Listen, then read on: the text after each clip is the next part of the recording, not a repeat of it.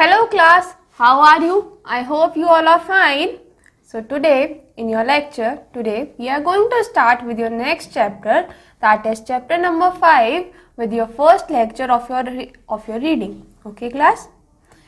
So first of all, I would like that you all should open your page number 25, in which you can basically see this is a poem. Okay? First of all, so class, I hope that you all have taken out your books, have opened your page number 25. Okay. As you can see, there is a picture that is being prescribed. वहाँ पे एक आपको picture दे रखी है, वो किस चीज से आप सबसे पहले जब आपने पेज खोला होगा आपने देखा होगा कि आपको हेडिंग दे रखी है द डैफोडिल्स. डैफोडिल्स क्या होते हैं? ये बेसिकली एक फ्लावर्स होते हैं. क्या होते हैं? फ्लावर्स होते हैं. येलो कलर के फ्लावर्स होते हैं. ठीक है. आप जब आपने वहां पे देखा होगा, पेज खोला होगा, तो वहां पे सबसे पहले आपको क्या दे रखा है? पोएम दे रखी है. पोएम का नाम क्या है? The daffodils. क्या है? The daffodils. ये किसने लिखी थी? पोएट. इसमें ये जो पोएम है, पोएट के जो पोएट है वो कौन है? William Wordsworth. कौन है? William Wordsworth. ओके क्लास, ठीक है. अब हम आपकी रीडिंग सेक्शन स्टार्ट करेंगे. उससे पहले आप अपने पोएम की एक साइड देखिए कि आपको एक साइड तो आपकी पोएम लिखी हुई है और दूसरी साइड आपको एक पिक्चर बनी हुई दे रखी है. क्या बनी हुई दे रखी है? पिक्चर बनी हुई दे रखी है, जहां पे आपको फ्लावर्स बने हुए दे रखे हैं. एक वहां पे मैन खड़ा है.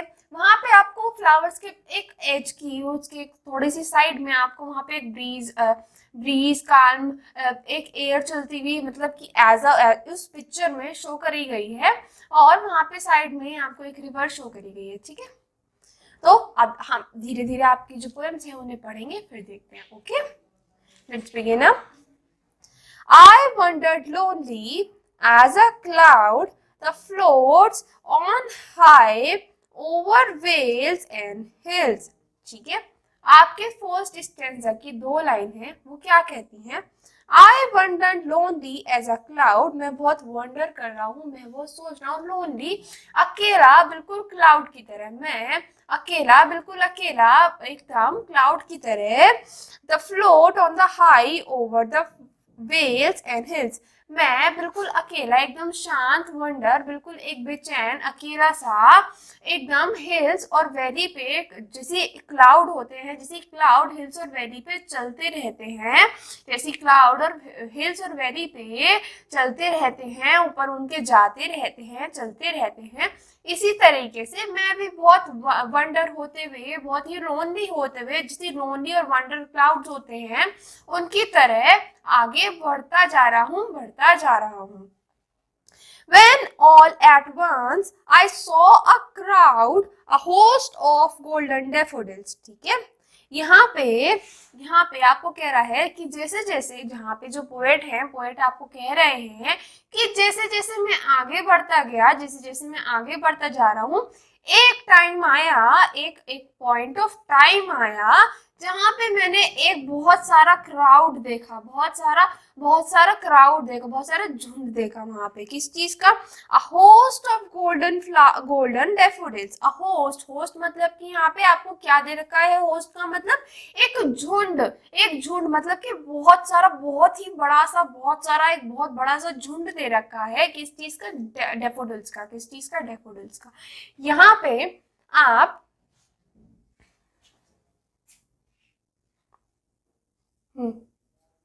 ठीक है, यहाँ पे आप जो वंडर है,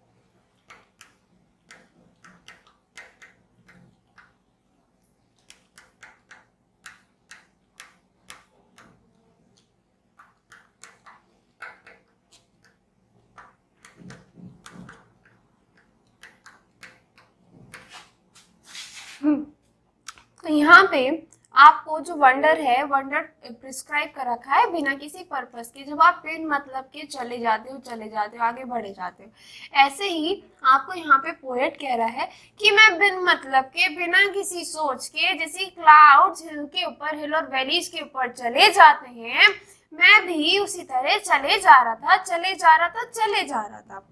फिर आपकी थर्ड लाइन और फोर्थ लाइन कहती है When all at once I saw a crowd, a host of golden daffodils. यहाँ पे अब जो पोएट है, पोएट कहता है When all at once I saw a crowd, मतलब कि मैं एक टाइम आया अचानक से, एकदम से, जो मैंने एक क्राउड देखा, मैंने एक शोर देखा, एक क्राउड देखा। किस चीज का क्राउड देखा? A host of golden daffodils. A host of golden daffodils कह सकते हो कि एक झुंड देखा, बहुत से जनों का एक गैदरनेस देखी, एक ग्रुप देखा। किसका? गोल्डन डेफोडिल्स का। किसका देखा? गोल्डन डेफोडिल्स का। ठीक है, अब आपकी लास्ट लाइन कहती है beside the take, beneath the tree, fluttering and dancing in the breeze. ठीक है,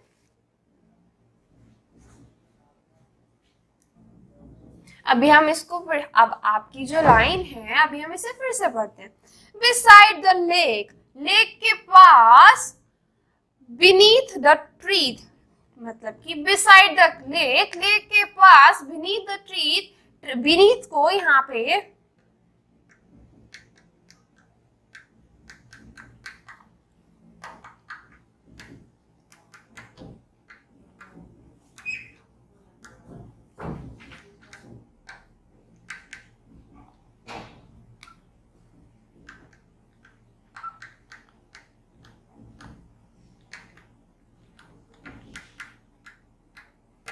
ठीक है, यहाँ पे beneath the tree को क्या रखा है कि ट्री के नीचे, एक पेड़ के नीचे, मतलब कि अब हम इसको फिर से पढ़ते हैं।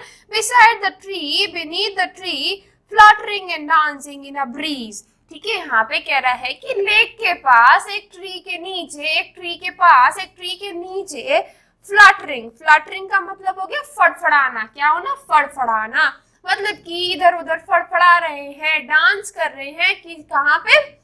इन द ब्रीज मतलब यहाँ पे हो गई ठंडी हवा।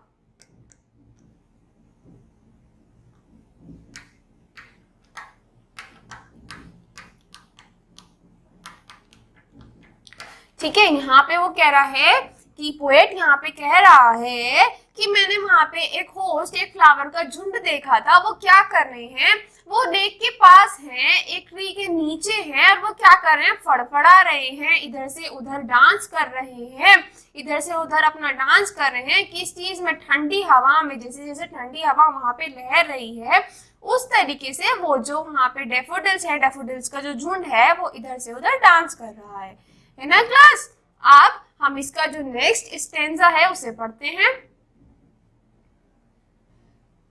तो क्लास अब हम आपका सेकेंड स्टैंजा पढ़ते हैं। Continue as the stars that shine. और वहां पे ये जो पोएट कह रहा है कि जो डेफोडिल्स हैं बिल्कुल ऐसे लग रहे थे जैसे कि स्टार्स होती हैं, जो हमारे तारे होते हैं, वो शाइन कर रहे होते हैं, जैसे वो चमचमा रहे होते हैं, बिल्कुल ऐसे। And twinkle in the milky way, और ऐसे ट्विंकल कर रहे थे, ऐसे चमक रहे थे, ऐसे ट्विंकल कर रहे थे जैसे हमारे मिल्की वे। मिल्की वे किसको हम कहते हैं? आकाश गंगा को।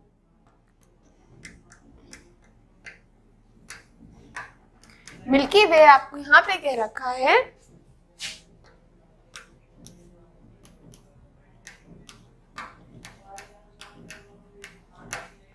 ठीक है, यहाँ पे मिल्की वे किसको कह रखा है? आकाश गंगा को कह रखा है।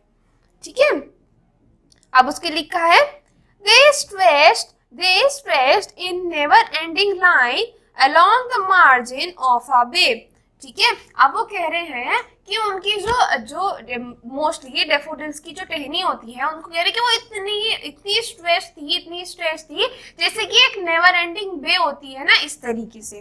ठीक है, along the margin of a bay 10,000 I saw at a glance। मतलब कि यहाँ पे अब इस स्टेंजा को हम फिर से देखते हैं। इस स्टेंजा में सबसे पहले वो पोएट कह रहा है कि जो डैफोडिल्स थे, जो वो डैफोडिल्स का झुंड था, वो बिल्कुल ऐसे शाइन कर रहा था, ऐसे टिमटिमा रहा था जैसे कि स्टार्स टिमटिमाते हैं, या एक मिल्की वे में एक ट्विंकल होती है, इस तरीके से। उनकी जो डंडी थी बिल्कुल बिल्कुल नेवर एंडिंग लाइन की तरह स्ट्रेच कर रही थी, एक नेवर एंडिंग लाइन की तरह खींचे जा रही थी। और मैंने एक ही बारी में करीबन न जाने 10,000 डैफोडिल, और यहाँ पे जो पोएट कह रहा है कि करीबन एक ही बारी में 10,000 जो डैफोडिल्स थे उन्हें मैंने देख लिया। एक ही टाइम में मैंने करीबन 10,000 डैफोडिल्स देख लिए थे। अब आपका थर्ड स्टैंजा है, उसे देखते हैं। The wave beside them danced, but they outdid the sparkle wave in glee. ठीक है, जो यहाँ पे वेव है, तो यहाँ पे लाइन क्या कह रही है? The wave beside them danced, जो वेव है वो जो वहाँ पे जो हवा की जो ब्रीज है, जो वहाँ पे हवा है, वो उन्हें डांस करवा रही है। जो वहाँ पे हवा चल रही है, ठंडी हवा चल रही है, वो ऐसे वेव चल रही है जैसे वो उन्हें डांस करवा रही है।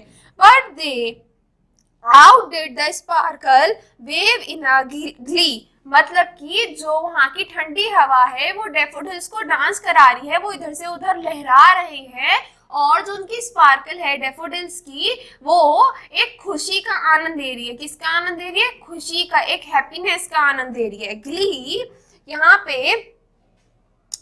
पे आपको रेफर कर रहा है हैप्पीनेस को। A poet could not be gay in such a jocund company, और यहाँ पे जो पोएट कह रहा है कि पोएट एक गे नहीं है, यहाँ पे वो एक गे नहीं है।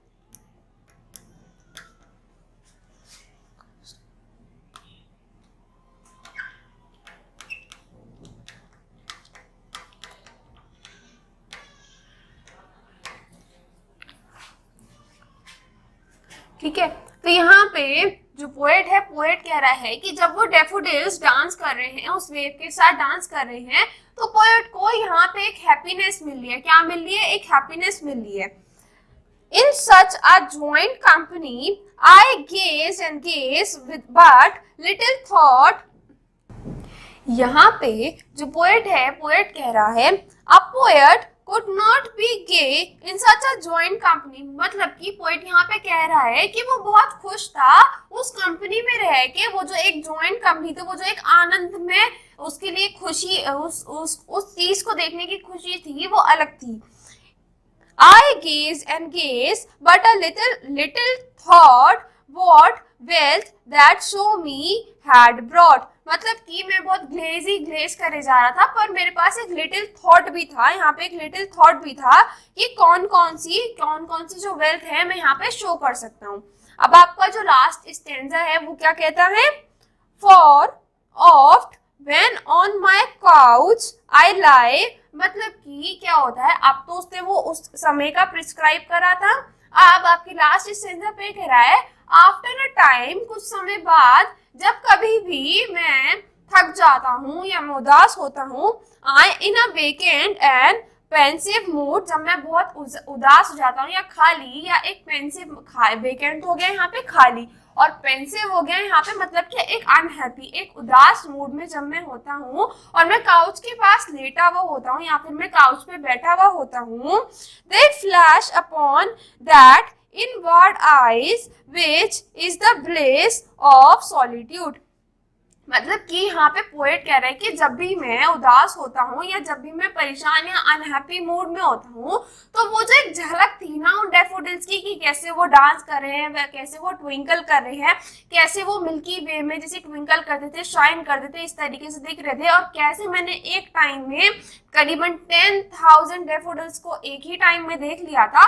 वो सब जो मेमोरीज होती हैं, वो सब जो उस टाइम, वो जो टाइम होता है, वो जो टाइम था, वो मेरे अंदर फ्लैश आउट होने लगता है, मेरे अंदर फिर से मेरी आंखों के सामने आने लगता है।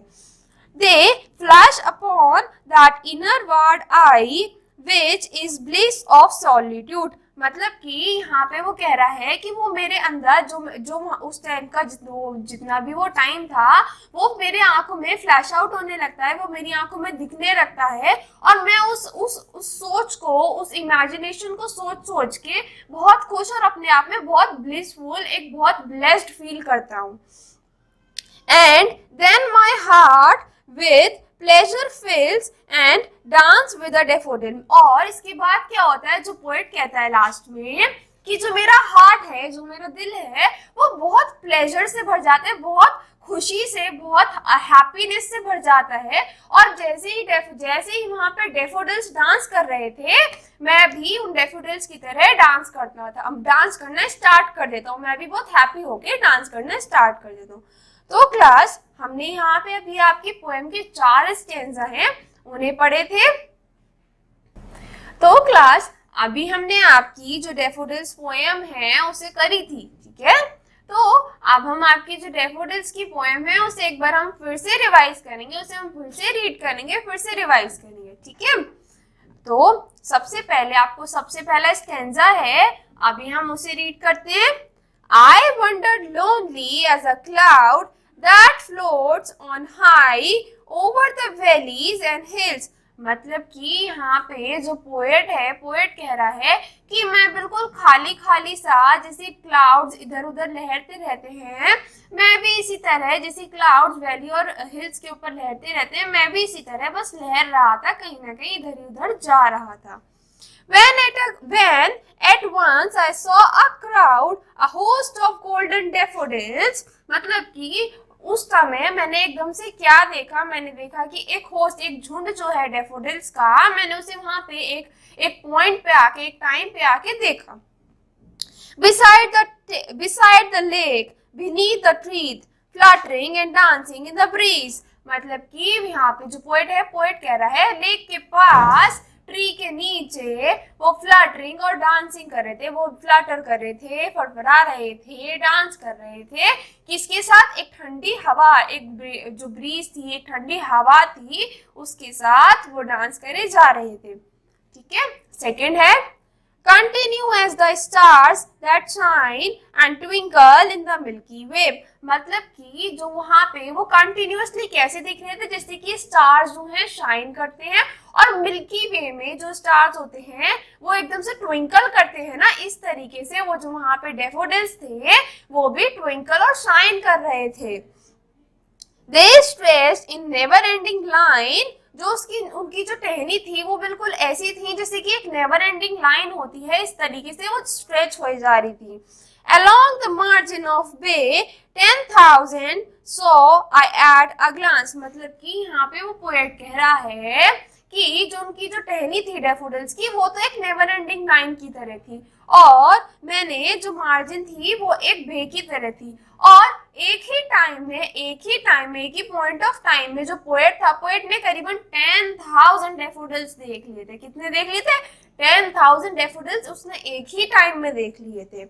The wave beside them danced, but they outdid the sparkle wave in glee। जो वेव है वो उनको डांस करे जा रही थी, और उनकी जो स्पार्कल वेव है वो एक ग्ली में थी।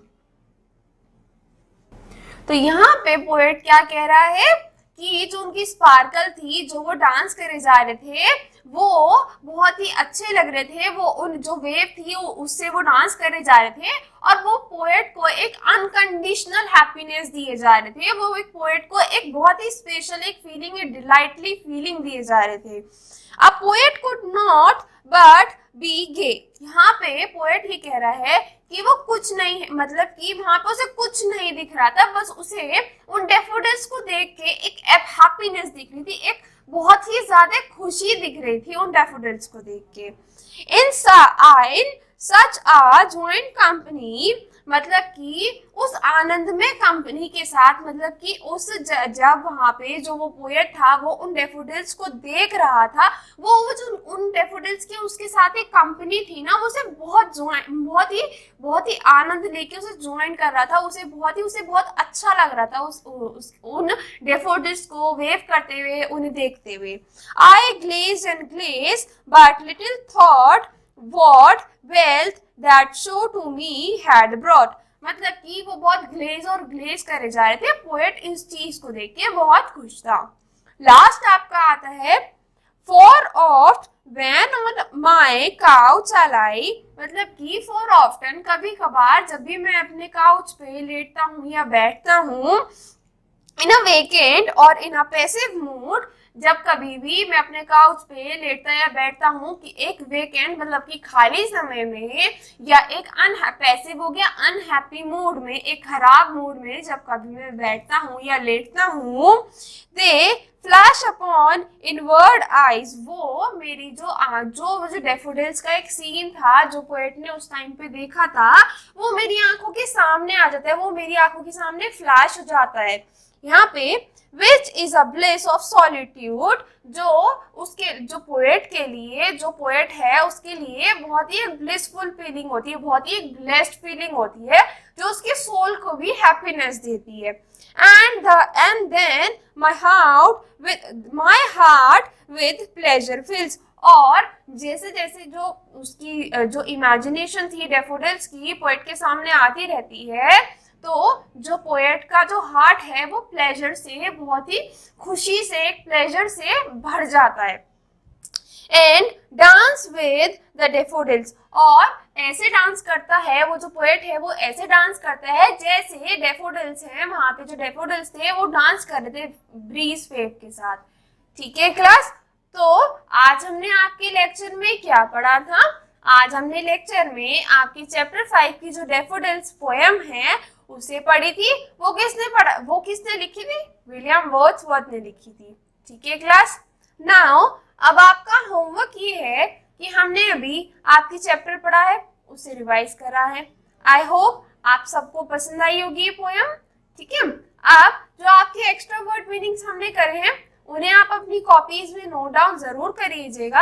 अब आपका होमवर्क सिर्फ यही रहेगा कि आप जितने भी हमने एक्स्ट्रा वर्ड मीनिंग्स करे हैं उन्हें रिवाइज करिएगा, अपनी पोएम एक बार अच्छे से खुद से बैठ के पढ़िएगा, और इसके पीछे पेज 26 पे आपको डिफिकल्ट वर्ड्स दे रखे हैं।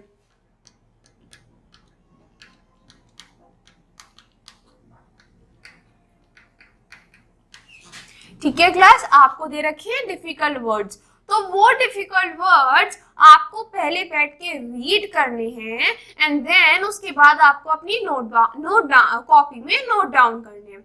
ठीक है क्लास, ये आज आपका होमवर्क है। Okay, thank you class, see you in the next lecture.